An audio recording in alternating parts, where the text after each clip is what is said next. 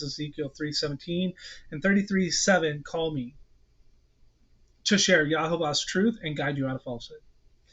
Today we lean on the wheat and tares parable from Matthew 13, where the wheat obey Yahovah's command and the tares follow lies sown by the enemy. We'll explore how the Ten Commandments, eating clean and rebuking with love, align us with Yahovah's will, honor Yeshua, and lead to the hidden manna of Revelation 2:17. Drawing from the New King James Version, the Dead Sea Scrolls, and the Apocrypha, while avoiding Christian and Jewish doctrinal traditions. So let us uncover these eternal instructions for holy living. So, as a recap to understanding the Great Delusion and the apostasy, the Great Delusion, linked to the mystery of iniquity in 2 Thessalonians 2, 3-5, or 3-7, involve widespread rejection of Yahovah's truth, apostate teachings which misinterpret scriptures like Romans 6:14 to dismiss Yahovah's laws, sow tares among believers. This episode frames these teachings as part of the delusion, urging listeners to return to Yahovah's eternal instruction to avoid judgment. So why does this matter? Well, following the Ten Commandments, eating clean and practicing rebuke with love align believers with Yahovah's covenants, as upheld by Yeshua in John 14:15. These practices counter apostasy by grounding believers in truth, preparing them for the kingdom. Revelations 14:12. The Dead Sea Scrolls and the Apocrypha reinforce this by emphasizing obedience for eternal reward. Brothers and sisters, I encourage you to study Exodus 20, Leviticus 11, and Matthew 18, cross-referencing with texts like Sirach and Jubilees, the Dead Sea Scrolls, by obeying these commands and sharing these truths. Believers, you can shine as wheat, heeding the call of Revelations 18:4. Come out of her, my people, of Babylon's falsehoods. So the Ten Commandments are Yahovah's eternal guide for righteousness, upheld by Yeshua for all who seek him. Exodus 20, 1-17 declares, "You shall have no other gods before me. You shall not murder. You shall not steal. You shall not bear false witness against your neighbor." These laws define holy living. Psalms 111, 7-8 affirms, "The work of his hands are verity and justice. All his precepts are sure. They stand fast forever and ever." In Matthew 13, 38-43, the wheat keep Yahovah's commands while the tare chase false gods, facing judgment at harvest. Yeshua himself said in Matthew 17:19, or 5:17-19, "Do not think that I came to destroy the law of the prophets. I did not come to destroy, but to fulfill. Whoever therefore breaks one of the least of these commandments and teaches men to do so shall be called the least in the kingdom of heaven." Sirach 2:16 from the Apocrypha adds, "Those who fear the Lord will seek his favor, and those who love him will be filled with his law." The Dead Sea Scrolls 4Q416 show righteous guard Yahovah's statutes for eternal reward. So why does this matter? I'm glad you asked. The Ten Commandments separate wheat from tares. Obeying them shows love for Yahovah, per John 14:15. "If you love me, keep my commandments," and prepares us for his kingdom. Apostate teachings, part of the Great Delusion warned in 2 Thessalonians, dismisses these commands, leading believers astray into lawlessness. So I ask yourself, am I honoring Yahovah alone? Reject idols like wealth, pagan holidays, and the false messiahs. Let's live as wheat. Brothers and sisters, to further dive into Matthew 5:17, let's look at the Strongs. It seems likely that Yahovah's Messiah, Yeshua, he came to complete, not abolish, the law and the prophets based on first century context. Research suggests destroy means to nullify and fulfill means to accomplish, reflecting on how these terms were understood then. The evidence leans towards Yeshua fulfilling prophecies and revealing the law's deeper intent, not discarding it. In Matthew 5:17 from the New King James Version, Yeshua says, "Do not think that I come to destroy the law or the prophets. I did not come to destroy, but to fulfill." This suggests he aimed to complete the scriptures, not invalidate them, aligning with first century Hebrew expectations of the Messiah.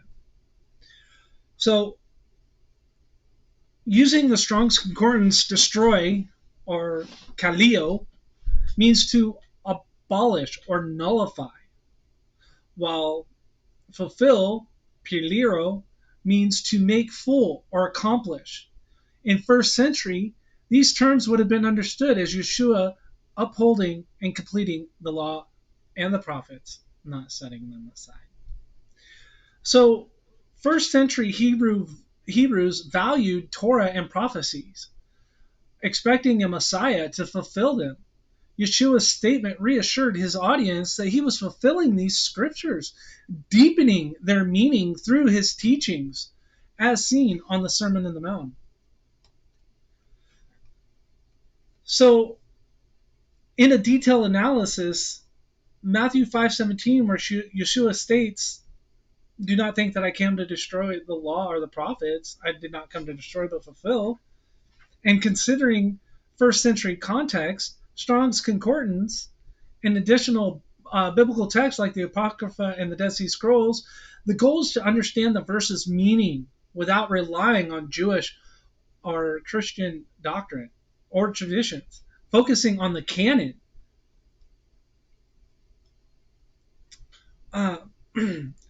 The translation aligns with the Greek text, and the use of law refers to the Torah, the first 5 books of the Old Testament, while the prophets includes prophetic writings together encompass the Old Testament. So, as we dive deeper, we turn to the Strong's for the original Greek words. Destroy, which is Strong's 2647, kaleo, meaning to abolish, destroy, dissolve, or overthrow. In this context, it suggests nullifying or making invalid the law and prophets. But the word fulfill comes from the Greek word piliro, Strong's 4137, meaning to make full, complete, and accomplish, or carry out to the end. This indicates Yeshua's intent to bring the scriptures to their intended realization. So,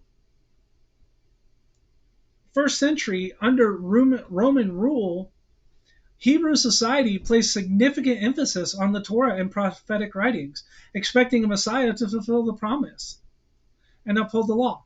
Pharisees and scribes were known for strict legal observance, and some might have seen Yeshua's teachings as a challenge to traditional interpretations, just as the apostate churches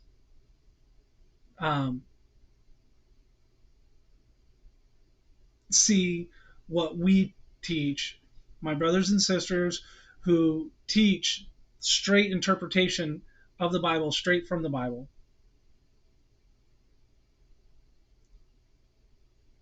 as the same.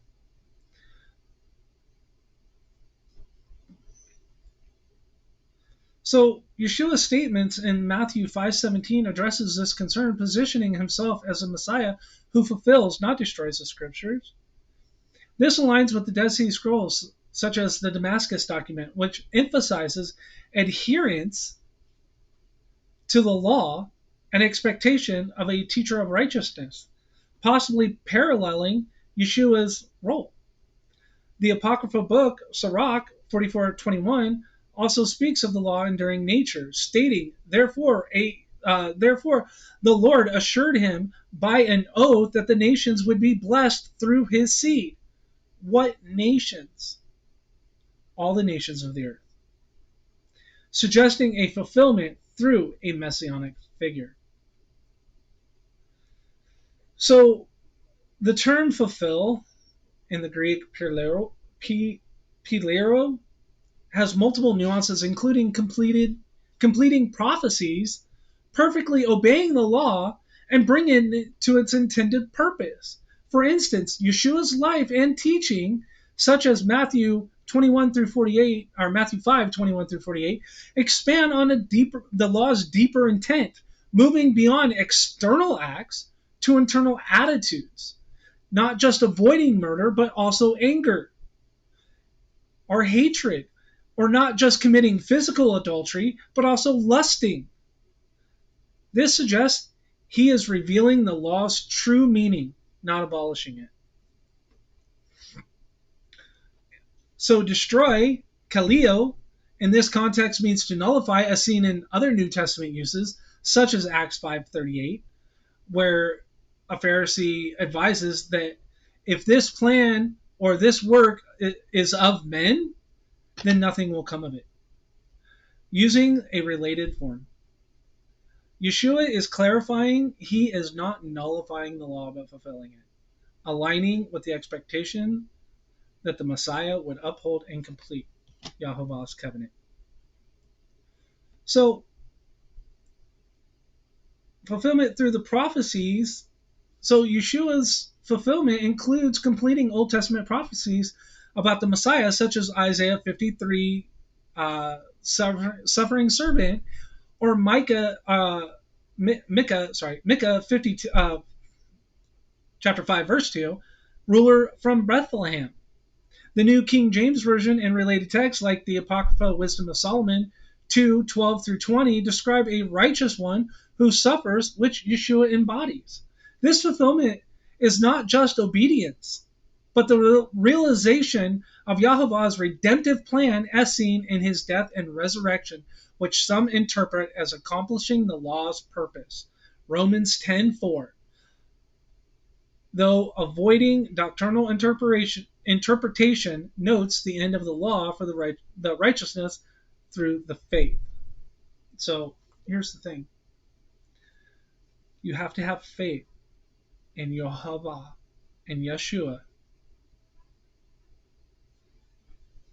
It's not the only it's not salvational. Just like once saved, always saved. It's not salvational. So the Dead Sea Scrolls, such as the Community Rule 1QS, emphasizes living according to the law, and Yeshua's teachings resonate with this, suggesting continuity.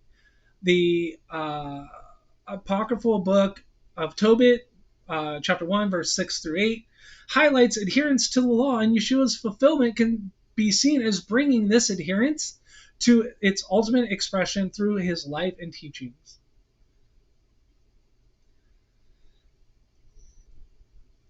So,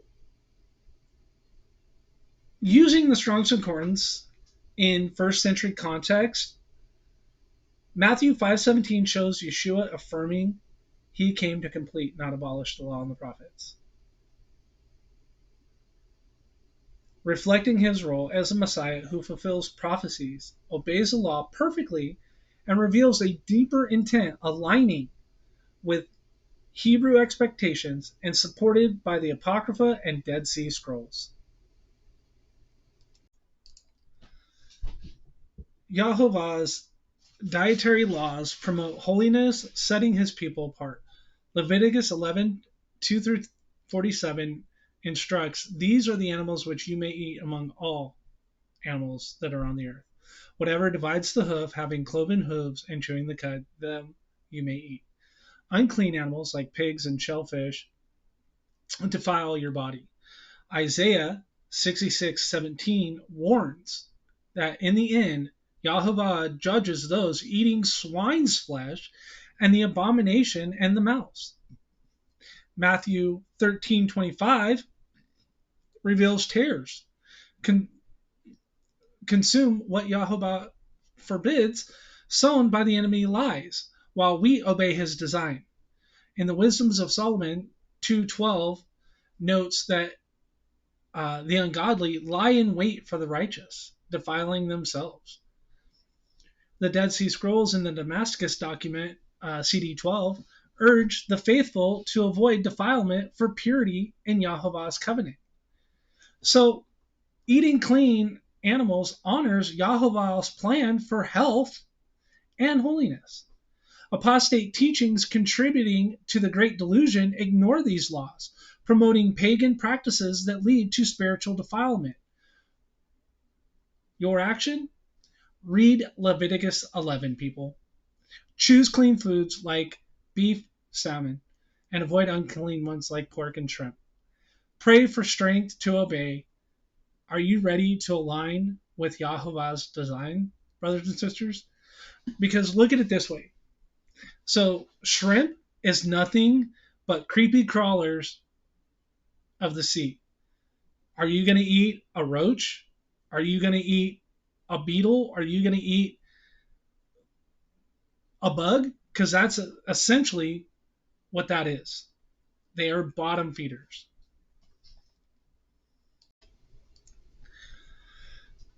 Practice the law of rebuke. Rebuking sin with love restores sinners and keeps Yahovah's people pure, as Yeshua taught. Leviticus 19:17 commands, "You shall not hate your brother in your heart, and you shall surely rebuke your neighbor and not bear sin because of him." In Matthew 18:15, Yeshua says, "If your brother sins against you, go and tell him his fault between you and him alone. If he hears you, you have gained a brother." In Matthew 13:30 shows rebuke helps wheat grow strong, while tares ignore correction until the harvest. Sirach 19:13 from the Apocrypha advises, "Admonish a friend, give a place to the law of the Lord." The Community Rule 1QS 5:24 through 26 in the Dead Sea Scrolls calls the faithful to correct one another for righteousness. Loving rebuke separates the wheat who repent from the tares, who cling to sin. Apostate churches, well, they're just fueling the Great Delusion, avoiding correction, and letting sin spread unchecked, rampant through the system. If you see sin, pray, and then gently share scriptures like Leviticus 19:17. Approach with love, not judgment. Per 2 Timothy 2:25. Will you help a brother or sister grow as wheat, or will you let them perish?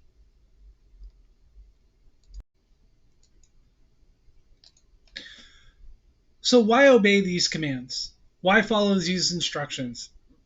First, obeying honors Yahovah. John 14:15 says, "If you love me, keep my commandments." Second, it follows Yeshua, who lived and taught the law, loving Yahovah and neighbor, per Matthew 22:37 through 40. And third, it prepares us for the kingdom of heaven. Revelations 14:12 declares, "Here is a patient of sin, our saints. Here are those who keep the commandments of God and the faith of Yeshua." Baruch 4:1 from the Apocrypha states, "This is the book of the commandments of God. All that keep it shall come to life." And the Dead Sea Scrolls 4Q 521 promises the righteous will obey, who obey, receive the eternal reward through Yeshua.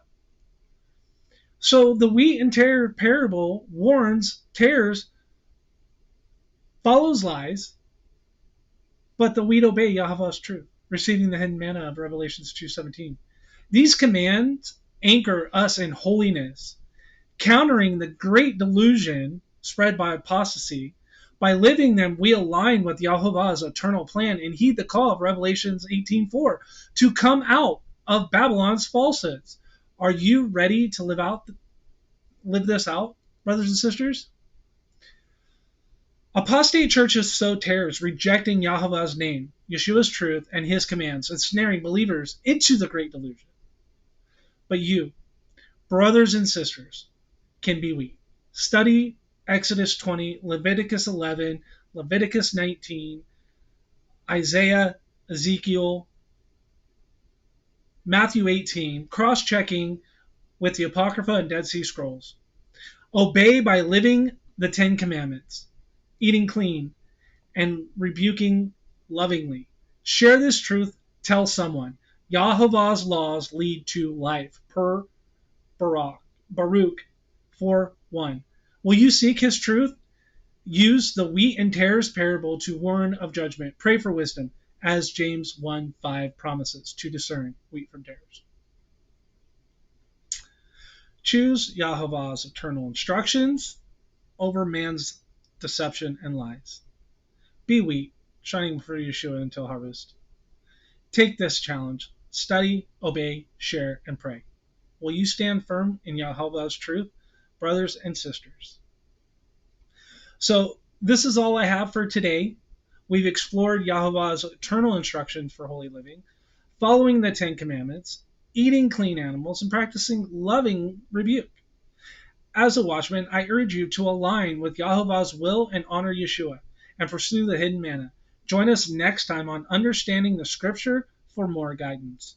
Until then, study, obey, share this with at least one person, and pray for wisdom. Be we shining for Yahovah.